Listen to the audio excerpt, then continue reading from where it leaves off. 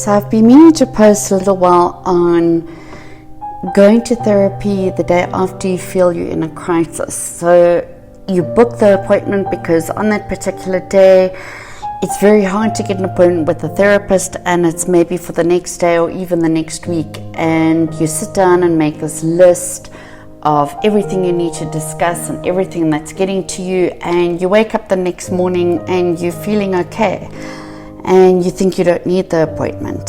So I've got a therapist myself that I see a couple of times a year, and the same happens to me. I have this whole list of things to discuss, and when I get there, I realize that it's not so much about everything I was worried about the day before, but that therapy is in the moment, and it's about what happens within the relationship with the therapist.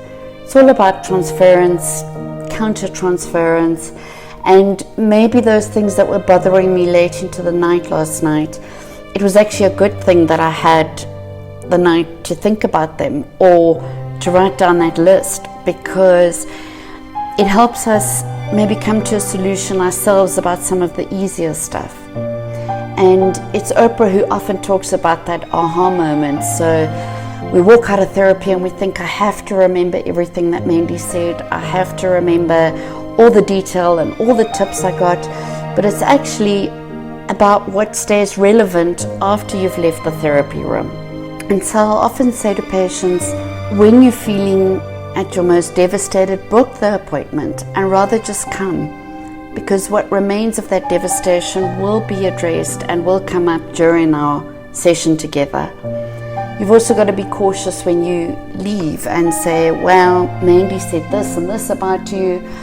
Well, it's not. We're trained to be objective, and yes, when you're sitting in front of us, we do give advice because we're trying to help you, but we're giving advice based on what you tell us, not necessarily against your husband or your family or your kids or your colleagues at work.